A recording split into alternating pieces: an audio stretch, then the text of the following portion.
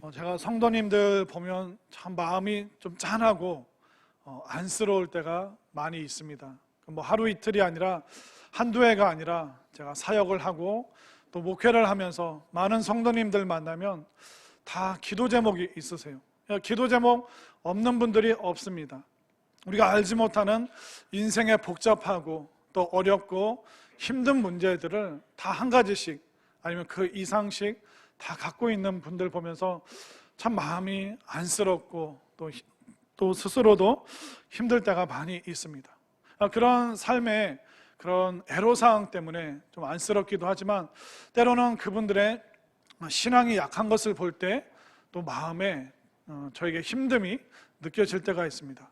분명히 과거보다 이분이 잘 살게 됐는데 지금은 너무 잘못 살고 있는 그런 모습을 볼 때가 있습니다. 과거보다 지금 훨씬 부유해졌는데 그 마음은 인색해지신 분들, 그런 분들도 있습니다. 그리고 과거에는 은혜와 정말 기쁨과 성령 충만함이 있었는데 지금은 은혜가 희박하고 또 성령의 역사를 기대하지 않는 그런 모습을 보면 가엾기도 하고 또 안쓰럽기도 하고 때로는 저도 같이 마음이 힘들 때가 참 많이 있습니다. 오늘 본문에 나오는 야곱도 풍성해졌습니다. 가축이 많아졌어요. 근데 풍성하고 소유가 많아졌는데 너무나도 답답한 그 인생을 살아가는 것을 보게 됩니다. 근데 오늘 말씀을 이렇게 쭉 보면 이 야곱의 모습이 우리랑 다를 바가 없고 또 야곱의 모습 속에서 우리의 삶이 그대로 오버랩 되는 것을 보면서 어떻게 하면 우리는 이 답답함에서 벗어나 시원함으로 갈 수 있을까? 또 오늘 하나님께서는 우리에게 어떻게 할 때 어떤 결단과 또 어떤 믿음이 있을 때 어떤 은혜가 있을 때 우리가 시원한 인생을 살아갈 수 있는지 그 방법을 그 길을 알려주고 계십니다. 오늘 말씀 통해서 힘들고 어렵고 또 속상하고 답답한 그 삶 속에서 오늘 말씀을 통해 다시 한번 마음의 시원함을 경험하고 또 누리게 되는 우리 모두가 될 수 있기를 소망합니다. 자, 그러면 우리 인생이 답답함에서 시원함으로 넘어가기 위해서는 첫 번째, 우리는 빼앗는 삶에서 받는 삶이 무엇인지 알아야 됩니다. 야곱은 어떤 사람입니까? 주는 사람이었습니까? 빼앗는 사람이었습니까? 그는 빼앗았습니다. 과감하게 거짓말했고 아버지를 속였습니다. 그래서 원하는 것을 뺏었죠. 그러나 뛰는 놈 위에 나는 놈이 있다고 그가 외삼촌 라반의 집으로 도망쳤는데 거기서 야곱은 다 빼앗깁니다. 그의 인생을, 그의 시간을, 돈과 물질과 모든 것을 다 빼앗기는 그런 삶을 살게 됩니다. 야곱은 본인이 더 뛰어난 줄 알았는데 더 무섭고 더 영리하고 더 잘 빼앗는 이 라반이라는 사람을 만나게 됩니다. 그가 이곳에 20년 동안 외삼촌 라반의 집에 머물렀습니다. 14년은 라헬을 얻기 위해서, 또 나머지 6년은 아무것도 없는 상태에서 가축을 모으기 위해서 그가 20년 동안 고군분투합니다. 그러나 그의 삶은 계속 빼앗기는 삶이 연속되고 있습니다. 20년 전에 빼앗아서 잘 살 줄 알았더니 너무나 못 살고 잘못 살고 또 뭔가 많이 있고 아내도 많고 자녀들도 많고 뭔가 많은 것 같은데 여전히 그 답답함에서 헤어날 길이 없는 그 야곱의 인생을 보게 됩니다. 야곱이 얼마나 종처럼 노예처럼 열심히 살았습니까? 그러나 오늘 본문을 보면 그는 또 다 빼앗기는 것이 또 반복되고 있습니다. 오늘은 창세기 30장과 31장을 계속 우리가 전체를 보면서 좀 말씀을 볼 텐데 또 빼앗깁니다. 가축을 빼앗기는데요. 창세기 30장으로 가보겠습니다. 30장 35절 36절 말씀. 35절, 그날에 그가 순염소 중, 그러니까 라반입니다. 라반이 순염소 중 얼룩무늬 있는 것과 점이 있는 것을 따로 가려내고 암염소 중 흰 바탕에 아롱진 것과 점이 있는 것을 따로 가려내고 양 중에 검은 것들을 가려내어 자기 아들들의 손에 맡기고 라반 자기와 야곱의 사이를 사흘길이 뜨게 하였고 야곱은 라반의 남은 양떼를 치니라. 자, 이 상황이 뭐냐면 이 야곱이 라반에게 나에게도 재산을 좀 주십시오. 내가 죽도록 수고했는데 나는 지금 14년 동안 모은 것이 아무것도 없지 않습니까? 그러니까 하얀 양과 하얀 염소는 손대지 않겠습니다. 대신 얼룩무늬, 점박이가 있는 걔네들은 제가 좀 소유로 가지면 안 될까요? 그러니까 오케이, 좋아, 그렇게. 그런데 오늘부터 시작이야. 그렇게 되면 지금까지 태어난 점이 있고 얼룩진 양과 염소는 따로 떼어놓을게. 그러니까 이제 3일길, 그러니까 야곱이 가서 몰래 데려올 수 없을 정도로 먼 곳에다 이 얼룩진 양과 염소를 다 보내버립니다.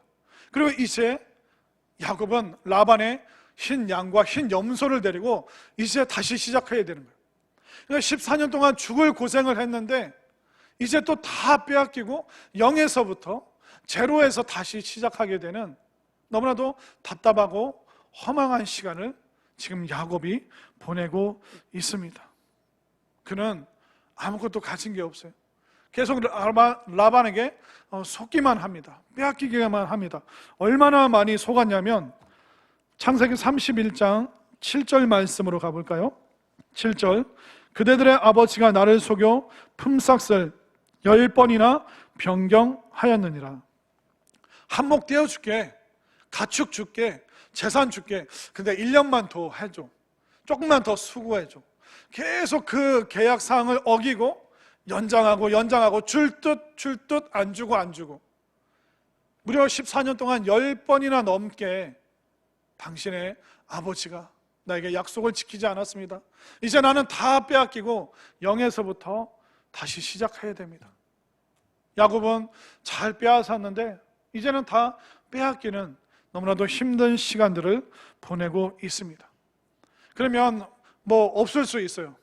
그래도 가족이 있고 먹을 것이 있고. 근데 문제는 뭐냐면 사람들에게 야곱이 인정을 못 받습니다. 31장 1절과 2절을 보십시오.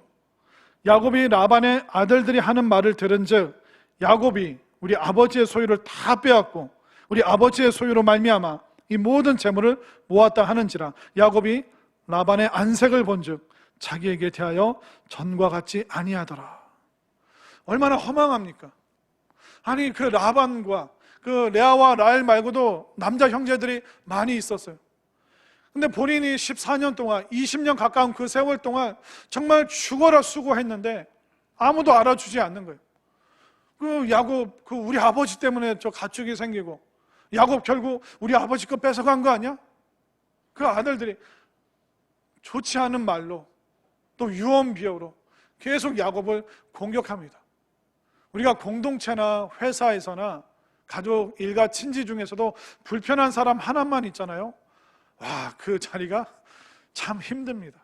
그런 경험 많이 하셨을 거예요. 직장 가기 싫고 그 사람 보기 싫고. 그런데 이제 장인이라고 하는 그 라반도 안색이 변해요. 보는 눈이 곱지가 않습니다. 또 힘있고 능력이 있는 그 아들들이 야곱에 대해서 적대적인 감정으로 대놓고 너 우리 아버지 때문에 먹고 살지 않았느냐, 야곱이 수고한 거에 대해서는 아무도 고마워하는 마음이 없는 거예요. 우리 어머니 되신 분들 생각해 보십시오. 우리 어머니들이 아침 일찍부터 밥을 하고 집안일을 하고 가장 늦게 애들 업어서 재우고 그런 수많은 수고를 하고 인생을 살아왔는데 남편이나 자식들이 엄마는 우리한테 해준 게 뭐야? 당신이 뭐 다 살갑게 해준 적 있어? 그런 말을 듣는다면 그 얼마나 마음이 찢어지는 너무나도 아픈 세월을 보내야겠습니까? 또 여러분들이 회사에 정말 불철주야 열심히 하고 좋은 아이디어를 내고 최선을 다해서 영업을 하고 정말 회사를 위해서 애썼는데 어느 날 아무개시 내일부터 안 나와도 됩니다. 지금 회사가 어려워졌어요. 코로나 때문에 곤란합니다. 내일부터 나오지 마세요. 그 말 한마디에 우리의 삶이 송두리째 부정당하고 모든 것이 끊어지는 그런 상황들 우리가 얼마나 자주 봅니까? 이 야곱의 상황이요, 오늘날 또 계속 전개되고 있습니다. 우리가 빼앗고 빼앗기고 속이고 속임당하고 그런 일들이 얼마나 많습니까? 나라 간에도 그런 일이 있고 우리 사회 속에서 우리 가정 속에서 수많은 이런 인생의 답답한 과거보다는 뭔가 더 갖고 있는데 내 손에서 다 빠져나가고 마치 아무것도 없는, 뭔가 있는데 없는 것 같은 그 텅 빈 허전함과 답답함, 누구로부터 인정받지 못하는 그런 시간들이 누구에게나 다 있다는 것입니다. 하나님께서 지금 보여주시는 거예요. 너 그렇게 빼앗아 봤는데 빼앗아 보니까 어때? 기뻐? 행복해? 하나님께서는 빼앗는 삶이 결코 하나님께서 원하시는 삶이 아니라는 것을 보여주고 계십니다. 그러니까 이제 야곱은 어떻게 합니까? 똑똑해요. 영리해요. 그러니까 이 얼룩진 그 가축을 그가 얻어내기 위해서 최선을 다해서 머리를 쥐어 짜내죠. 창세기 30장 37절 38절을 보십시오. 30장 37절, 야곱이 버드나무와 살구나무와 신풍나무의 푸른 가지를 가져다가 그것들의 껍질을 벗겨 흰 무늬를 내고 그 껍질 벗긴 가지를 양떼가 와서 먹는 개천의 물 구유에 세워 양떼를 향하게 하며 그 떼가 물을 먹으러 올 때 새끼를 베니. 이제 야곱이 머리를 짜내는 거죠. 이 흰 양과 흰 염소 사이에서 어떻게 얼룩진 게 나오게 할까? 근데 나무 가지를 베어서 거기를 얼룩덜룩하게 칠을 합니다. 그래서 그 나무까지 꽂아놓고, 그러니까 몸이 약한 양이나 염소가 오면 딱 치우고, 강한 애들이 오면 얼룩덜룩한 거를 갖다 꽂아놓고, 얼마나 사람이 주도 면밀하고 치밀하고 최선을 다하고 있습니까?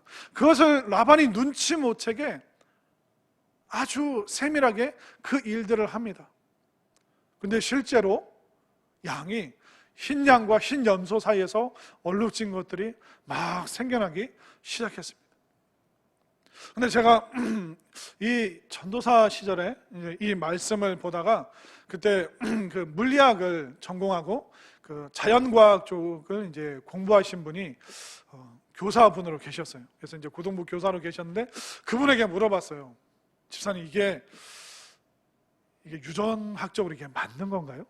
근데 이게 조금 이렇게 의심을 가지고 이걸 보는데 조금 이게 맞는 건지 잘 모르겠다 이게 여쭤봤더니 그분이 얘기하시더라고요. 전도사님, 사실 이거는 유전학적으로 맞지는 않습니다. 그러니까 과학적으로는 이게 맞는 상황은 아닙니다. 왜냐하면 우리가 한국 사람인데 한국 사람이 매일 백인을 본다고 해서 그분이 백인 아이를 낳나, 하얀 아이를 낳나요? 우리가 미국 가서 흑인을 매일 본다고 해서 우리가 흑인 아이를 낳는 게 아니지 않습니까? 그렇기 때문에 이게 유전적으로 잘못된 겁니다. 그런데 전도사님, 이것은 하나님의 은혜의 역사입니다.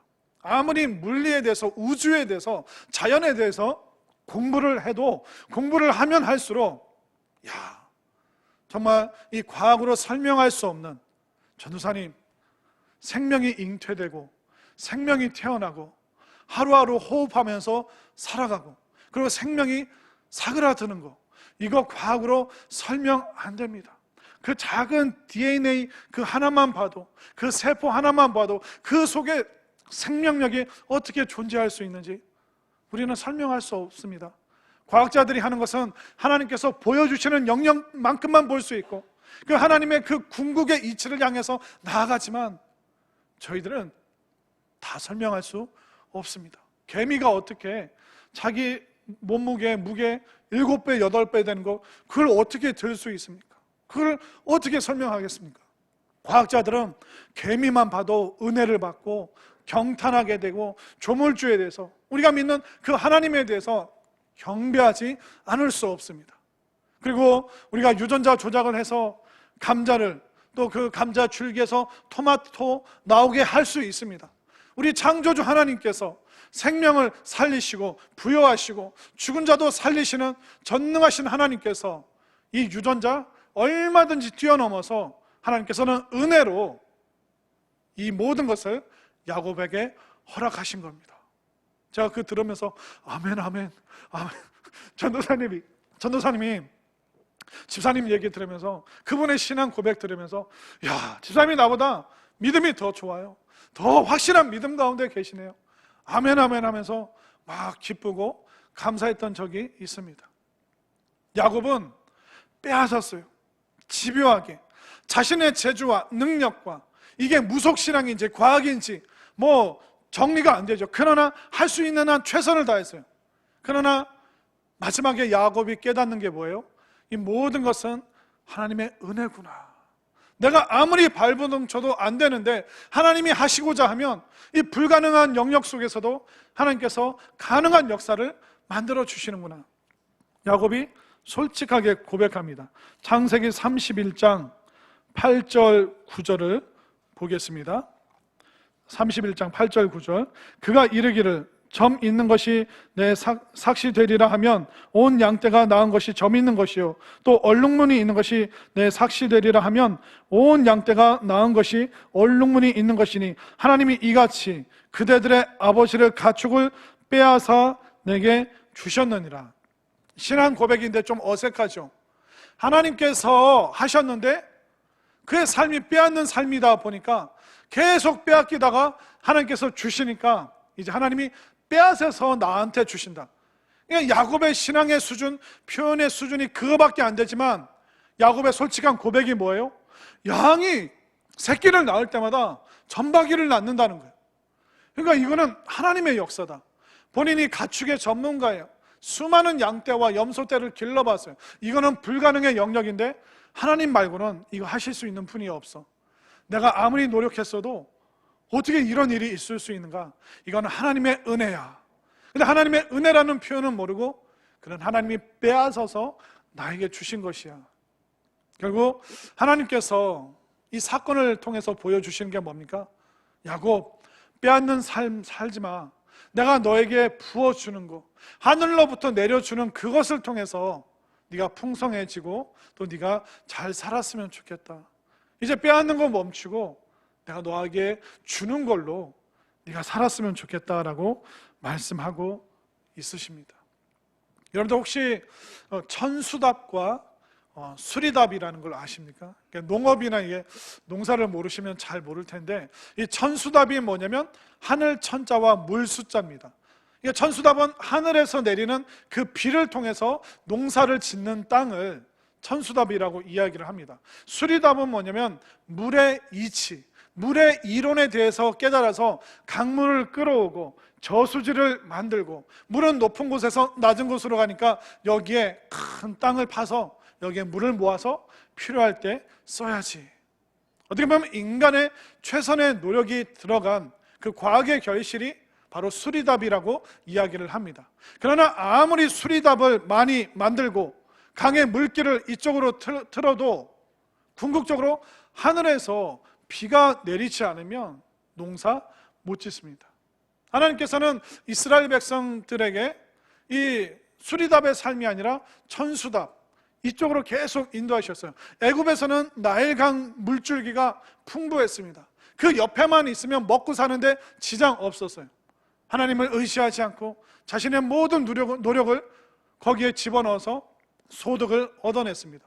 그러나 하나님께서는 그 수리답의 삶이 아니라 천수답, 가나안은 이른 비와 늦은 비가 없으면 농사 못 집니다.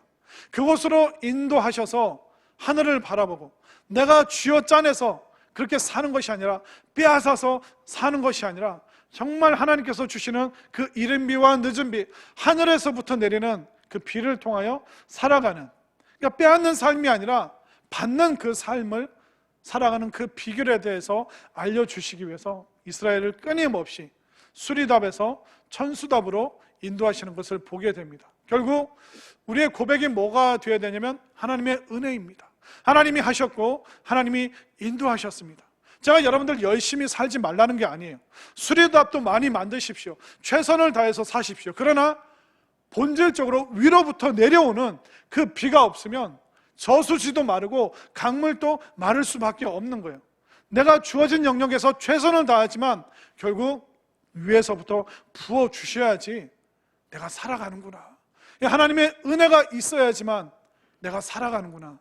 이것을 깨달아서 정말 내가 빼앗는 삶이 아니라 하나님께서 주시는, 위로부터 주시는 것을 받아서 살아가는 그 은혜의 삶, 이것을 깨닫고 체험할 때 우리는 답답한 인생이 아니라 시원한 인생 살아갈 수 있다는 것을 분명히 믿으시기를 바랍니다. 그리고 두 번째, 우리는 거짓된 삶에서 진실한 삶으로 넘어오면 그때부터 우리의 인생은 시원해지기 시작합니다. 자, 하나님께서 이제 계획을 세우십니다. 야곱에게 이제 네가 아버지 집으로 돌아가라. 하나님께서는 돌아가라고 하는데 야곱은 도망칩니다. 돌아가는 것과 도망치는 그 행동과 마음은 굉장히 달라요.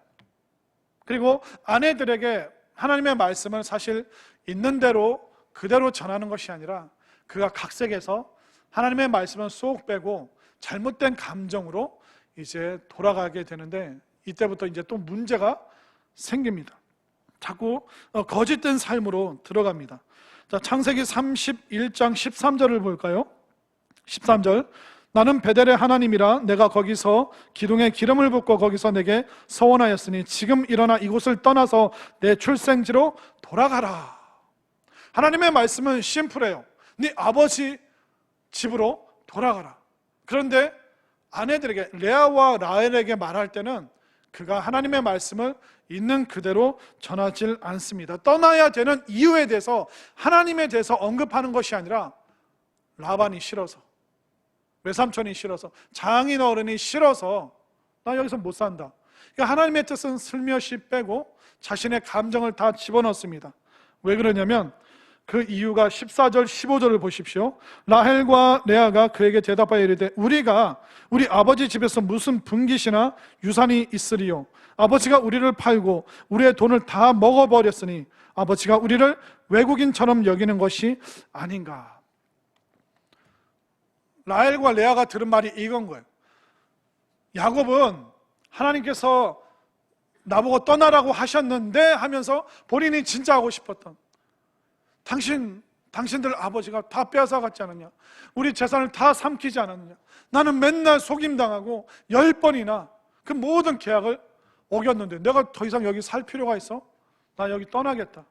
그러니까 하나님께서 돌아가라고 말씀하셔서 그렇게 전달하면 되는데, 그는 본인의 그 모든 미운 감정을 넣어서 과장하고 또 잘못된 표현으로, 잘못된 감정으로 그는 거기를 도망칠 합당한 변명들을 끊임없이 쏟아내기 시작했습니다.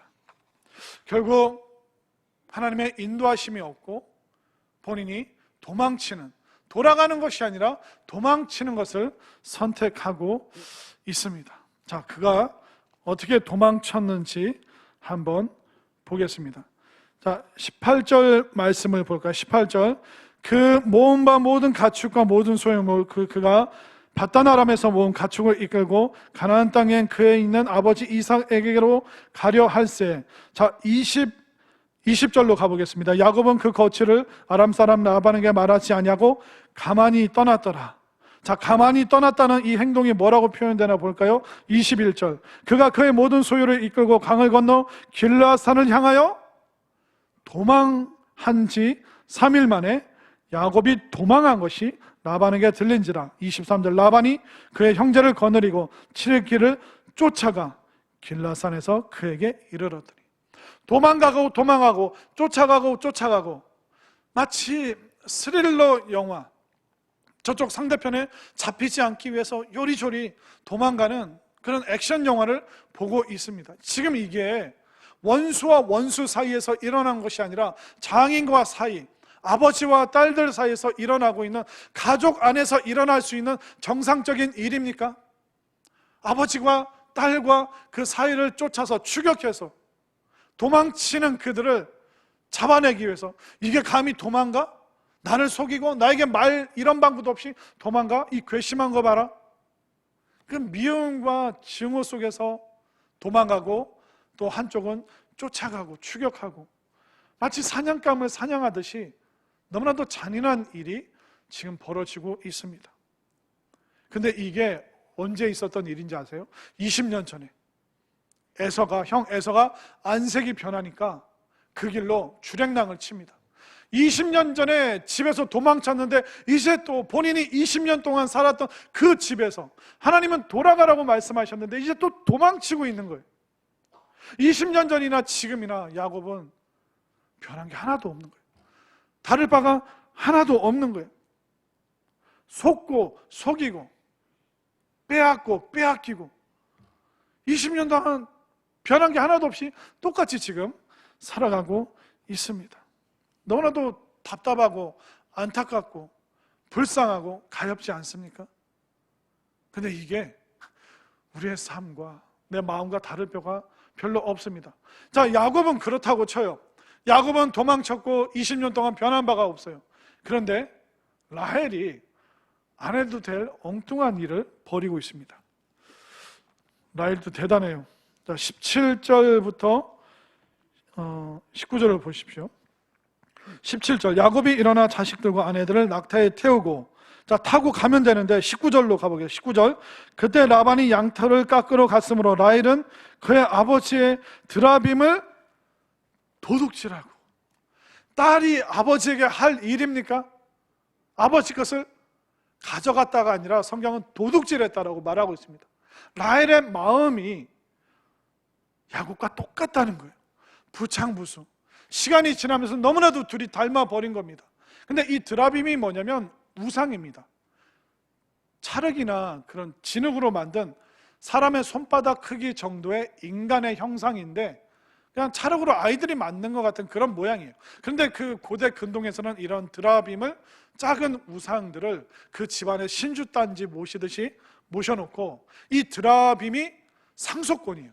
아버지가 어떤 아들에게 이 드라빔을 주느냐에 따라서 그 집안의 상속권이 그 사람에게 넘어가는 거예요.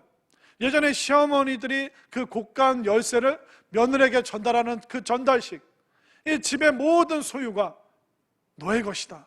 그것이 바로 곡간 열쇠에 있는 것처럼 이 드라빔을 누구에게 주느냐에 따라서 상속권이 넘어가요. 근데 이 상속권이 있는 이 드라빔을 라헬이 어떻게 해요? 훔치잖아요. 도둑질하잖아요. 근데 이 상속권과 20년 전에 있었던 일이 여러분들 오버랩 되지 않으세요? 야곱이 에서에게 장자권을 빼앗습니다. 근데 그 아내 라헬은 아버지에게서 다른 남자 형제들에게 돌아갈 그 상속권, 그 장자권을 또 훔치고 있습니다. 인생이 이렇다는 거예요. 우리가 변화되지 않으면, 은혜 가운데 살지 않으면 20년 전의 일이 반복되고 있고, 나의 못된 성품을 내 주변 사람들이, 내 가족이, 내 자녀들이 똑같이 닮아서 나랑 똑같은 그 실수를, 그 착오를 반복하는 것이 답답한 우리의 인생이라는 것입니다. 야곱은요, 도망자였어요. 그리고 라반이 막 추격해 오면서 다른 거 추궁하지 않고 드라빔 어디 있어? 야곱 내놔. 네가 훔쳐갔지. 근데 야곱은 당당했어요. 왜냐하면 빼앗고 훔치는 것은 자기 전공인데 본인이 안 했거든요. 그러니까 옳다구나, 잘됐다, 라반 찾아보십시오. 있으면 내 잘못이죠. 그러나 없을 겁니다. 근데 라반이 찾아보니까 진짜 없어요. 라헬은 낙타 안장에다 숨기고, 제가 지금 생리 중이라 일어나질 못합니다. 찾아보니까 없으니까 라반이 계면적조 할 말이 없어요. 이 야곱이 이제 기세 등등해서 막 라반에게 소리 지릅니다. 31장 36절부터 42절까지 야곱의 20년의 모든 분노를 쏟아냅니다. 36절, 야곱이 노하여 라반을 책망하세요. 지금 장인 어른을 꾸짖고 있는 거예요. 야곱이 라반에게 대답하여 이르되, 내 허물이 무엇입니까? 무슨 죄가 있기에 외삼촌께서 내 뒤를 급히 추격하시나이까? 40절, 내가 이와 같이 낮에는 더위와 밤에는 추위를 무릅쓰고 눈부칠 겨를 없었습니다. 41절, 내가 외삼촌 집에 있는 20년 동안 외삼촌의 두 딸을 위해서 14년, 양떼를 위하여 6년을 봉사했는데 외삼촌께서 내 품삯을 10번이나 바꾸셨습니다. 입이 있으면 말해보십시오. 내가 뭘 잘못했습니까? 모든 억하 심정과 억울함을, 아픔을, 상처를 다 쏟아내고 있어요. 야곱이 우리의 모습이에요. 상처와 아픔이 아물지 않은 사람은요, 마음에 있는 그 문제 풀릴 때까지 얘기합니다. 또 얘기하고 또 얘기합니다. 여러분들도 힘든 상황들 있으셨죠? 저도 옛날 어르신들 신방을 가면 분명히 지난번에 그 일제시대 얘기를 했고 6.25 동란 얘기를 하셨는데 신방 가전에 똑같은 그 내용을 2시간 동안 또 하시는 거예요. 그 다음에 가도 또, 근데 목사님 6.25 겪어보셨나? 하면서 6.25 얘기를 또 하시는 거예요. 왜냐하면 그 응어리와 그 한이 해결되지 않았기 때문에 했던 얘기 또 하고 또 하고, 여러분들도 미운 사람이 있으면 어떻게 해요? 이 이야기의 대화의 결론이 뭘로 갑니까? 내가 그 사람 왜 미워하는지 합당한 이유에 대해서 얘기를 하면서, 그러니까 당신도 나와 함께 이 사람 같이 미워해줘, 내 마음에 동감해줘. 그러니까 우리는 마음에 있는 이것이 해결이 안 되니까 했던 얘기 또 하고 또 하는 거예요. 지금 여기 31장 41절에서 그가 외삼촌이 내 품삯을 10번이나 바꾸지 않았습니까? 이 얘기 31장 7절에서 또 나오는 거예요. 그걸 아내들에게도 얘기하고 라반을 만나서도 얘기하고 그 동네에서 만나는 모든 사람들에게 누누이 얘기했을 거예요. 왜? 해결이 안 되니까. 내 속상함 알아달라고. 어딜 가서도 누구를 만나서도 본인이 답답한 상황에 대해서, 미운 사람에 대해서 계속 얘기하는 것이 우리의 모습이라는 겁니다. 야곱이랑 우리가 똑같죠. 근데 이 야곱이 엄청난 열변을 토해냈을 거예요. 막 얼굴이 시뻘개져서. 그러나 저는 분명히 확신하는데 야곱이 처음에는 이 분노 속에서 모든 이 미운 감정을 가지고 쏟아내지만 그의 목소리가 점점점 잦아들었을 거예요. 당신이 다 뺏어가지 않았느냐? 근데 이 뺏어간 얘기를 하는데 20년 전에 본인이 어떻게 했어요? 아버지를 속이고 형을 속이고 치밀하게 추도 면밀하게 본인도 다 뺏어봤잖아요. 그러니까 큰 소리로 외치는데 점점점 소리가 줄어들 수밖에 없죠. 세상에는요, 큰데 작은 것이 있습니다. 근데 작은데 큰 것이 있습니다. 거짓은 아무리 커도 작은 진실 앞에 놓이잖아요. 그 거짓은 사그라들 수밖에 없습니다. 거짓은 아무리 커도 작은 진실 앞에서 힘을 쓸 수가 없습니다. 여러분들에게 제가 딱 한마디만 하면 여러분들 아마 겁나서 부들부들 떨걸요. 그런 말이 있잖아요. 나는 지난 여름 네가 한 일을 알고 있다. 저는 여러분들 한 일을 다 알고 있습니다. 그럼 여러분들 괜히 찔려가지고 내가 학생 때, 내가 젊을 때, 내가 10년 전에 목사님 다 안다고? 사실 모릅니다. 얘기 안 해주면 몰라요. 그러나 우리가 거짓을 숨기고 있잖아요. 이만한 거짓을 숨기고 있잖아요. 그러나 이 거대한 거짓도 작은 진실 앞에서, 작은 진실된 말 앞에서 꼼짝을 못하는 거예요. 야곱이 막 고래고래 소리 지르고 본인이 얼마나 억울한지 항변하고 있지만 결국 이 라반의 모습이 본인의 모습이에요. 본인이 과장 때 얘기하지만 그 작은 진실, 너 똑같잖아. 나 똑같네. 나도 빼앗았는데 라반도 빼앗고 있네. 형이 나한테 빼앗겼는데 나도 지금 라반에게 빼앗기고 있네. 똑같구나. 그러면서 그는 그 진실 앞에서 어떻게 할 수가 없는 겁니다. 결국 우리의 마음이 왜 답답할까요? 우리는 진실이 아니라 거짓 속에서, 과장된 삶 속에서. 그렇게 되면 우리는 어떻게 됩니까? 시원해지기 위해서 거짓에서 진실로 우리가 넘어올 때, 솔직해질 때, 고백할 수 있을 때 우리의 답답함은 사라지고 시원함이 임한다는 것을 믿으시기를 바랍니다. 그리고 우리는 답답한 예배에서 시원한 예배로 넘어와야 됩니다. 자, 이제 31장의 막바지에서 31장 51절부터 55절까지 예배의 모습이 나옵니다. 야곱과 라반이 서로 평화 조약을 맺으면서 예배합니다. 돌 무더기를 쌓아놓고요. 자, 51절. 이 무더기가 증거가 되고 이 기둥이 증거가 되나니 내가 이 무더기를 넘어 내게로 가서 해하지 않을 것이요, 내가 이 무더기 이 기둥을 넘어 내게로 와서 해하지 아니할 것이요, 아브라함의 하나님 나홀의 하나님 그들의 조상의 하나님 우리 사이에 판단하옵소서 하매 야곱이 그의 아버지 이삭이 경외하는 일을 가리켜 맹세하고. 지금 야곱과 라반이 둘이 예배 드리는 거예요. 그런데 이 예배가 겉으로 보기에는 아주 좋아 보이지만 그 속에는 해결되지 않은 예배, 답답한 예배가 지금 진행되고 있습니다. 그들은 하나님 앞에 예배 드리는 그 이유가 뭡니까? 우리 서로 죽이지 말자. 자, 이 기둥, 이 돌무더기 넘어서 너 나 쪽으로 오지 말고 나도 네 쪽으로 안 넘어갈게. 서로 의심스럽다는 거예요. 예배 드리는 상황 속에서도 솔직하지 못하고 그것을 예배를 핑계 삼아 죽이지 말자. 아니, 지금 라반이 본인이 뭘 잘못했는지, 야곱이 뭘 속상했는지 그것이 서로 해결받아야 되는데, 이 예배의 자리가 서로 불가침 조약, 진정한 예배가 아니라 죽고 죽이는 거, 거기까지는 우리가 치닫지 말자. 겨우 합의를 하는 거예요. 예배 드리는 게 아니라 그냥 모른 척 합의를 하는 거예요. 이건 진짜 예배 아니잖아요. 라반은 속이는 사람이었습니다. 노동력을 착취하는 사람이었어요. 그런 사람도 예배 자리에 오는 거예요. 희한하죠? 야곱 빼앗고 빼앗기고 응어리치고 거짓말하고 속이는 사람이었어요. 그 사람도 지금 예배 자리에 있잖아요. 이 말은 뭐냐면, 이 무서운 게 뭐냐면 속이면서도 예배 올 수 있다는 거예요. 예배 와놓고도, 예배 드리고 나서도 우리가 속이는 삶을 살아갈 수 있다는 거예요. 이게 진짜 무서운 거예요. 그러니까 이 예배는 지금 시원한 예배가 아니라 답답한 예배예요. 이 기둥 사이로 등 돌리면, 화살을 쏘면 어떡하지? 창을 던지면 어떡하지?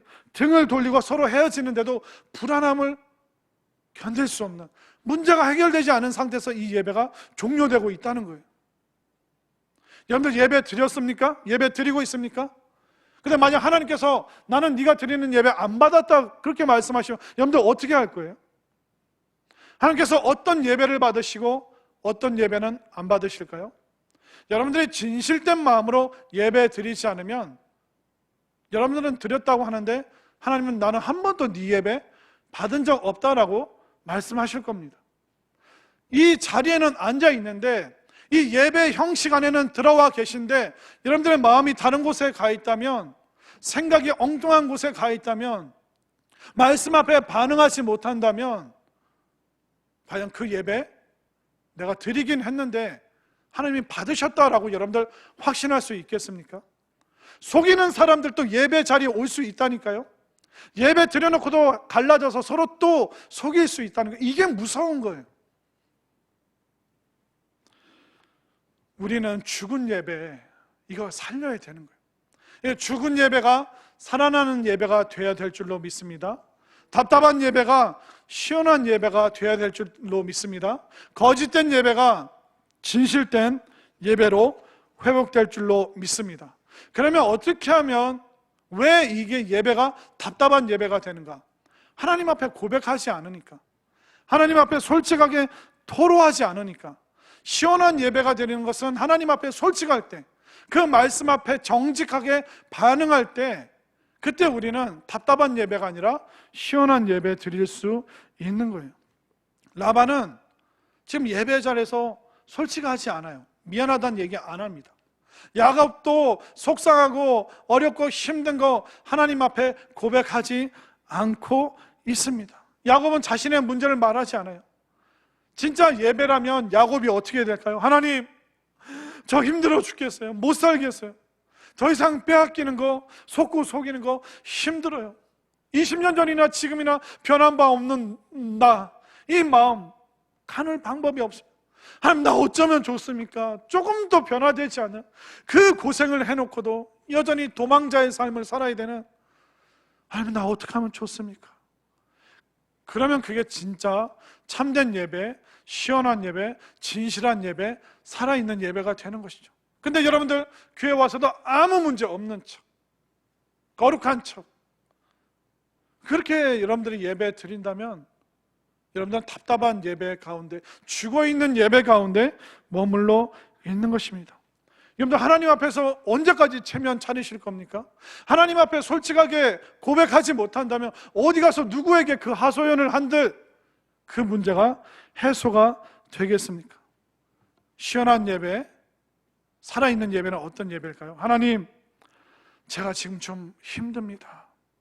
하나님, 저 지금 많이 아파요. 하나님, 저 지금 죽을 것 같아요. 거짓말로 살았어요. 가짜로 살았어요. 사람들에게는 허세를 부리지만 하나님, 솔직히 저 텅텅 비어있어요. 내 마음에 아무것도 없어요. 하나님, 저 좀 어떻게 좀 해주세요. 이게 진짜 살아있는 예배고 시원한 예배지, 여러분들 표정 거룩하게 표정을 가꾸고 도도하게 걸어다니고, 할렐루야, 목사님 오늘도 은혜 받았어요.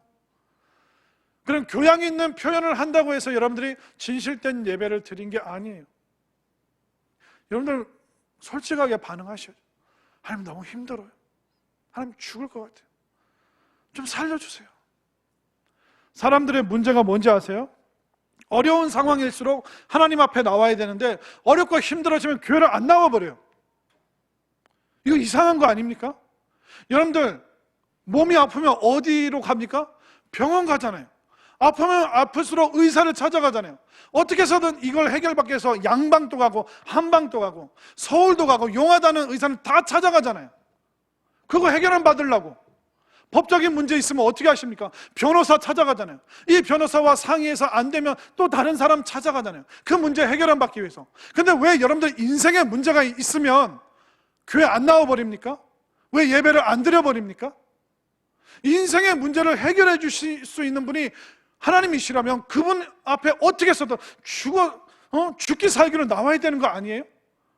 근데 희한하게도 사람들은 인생에 문제가 생기면 안 나와버려요. 전화해서 들어보죠. 본인도 그게 핑계고 변명인 줄 알고 저도 그거 아니까 그냥 예의상 에티켓으로 넘어갑니다. 그러나 전화를 끊으면 씁쓸하죠. 아니 문제가 있을수록 와서 기도해야 되는 거 아닌가? 문제가 있고 아플 때마다 의사를 찾아가고 변호사를 찾아가는데 인생의 해결사 되어주시는 왜 하나님 앞에 안 나오지? 왜 그러지? 이거 어떻게 설명할 수 있습니까? 왜 우리 인생이 답답해요? 문제가 있을 때마다 도망가니까, 도망치니까, 하나님 앞에 안 나와버리니까, 예배 중단해버리니까. 그러니까 이 문제가 해결이 안 되는 거예요. 또 하나님 앞에 나와서도 예배 형식 안에는 있는데 말씀에 솔직하게 반응을 안 해요. 본인이 분명 잘못인지 깨닫는데도 바꾸질 않아요. 그럼 여러분들 10년, 20년 생활을 해도 야곱처럼 계속 도망가고 답답하고 해결함이 없는 거죠. 말씀 앞에 솔직하게 여러분들 두 손 두 발 다 들고 항복해 보십시오. 하나님 앞에 항복하잖아요. 그럼 그때부터 행복해지는 거예요. 그때부터 우리의 무거운 짐이 하나님께 맡겨지고 나는 홀가분한 마음으로, 시원한 마음으로 살아갈 수 있음을 분명히 믿으시기를 바랍니다. 야곱은요, 경제적으로 풍요로웠지만 마음은 지금 텅 비어 있습니다. 야곱은 자유롭게 결정해서 옮겨 다닐 수 있는 것처럼 보이지만 그에게는 자유가 없고 구속과 답답함밖에 없습니다. 야곱은 재산이 많아지면 많아질수록 잠을 못 자는 거예요. 야곱은 소유가 많아지면 많아질수록 행복감도 두 손 사이로 지금 다 빠져나가고 있습니다. 빼앗았지만 기쁘지 않은 거예요. 얻어내기는 했지만 초조한 거예요. 풍성했지만 초라했습니다. 풍요 속 빈곤. 과거보다 여러분들 잘 살고 있을 거예요. 그러나 잘못 사는 사람들 없습니까? 과거보다 여러분들 손에 잡고 있는 것이 많아요. 그것만큼 여러분들 하나님의 그 허리를 꽉 붙잡고 살아가고 계신지.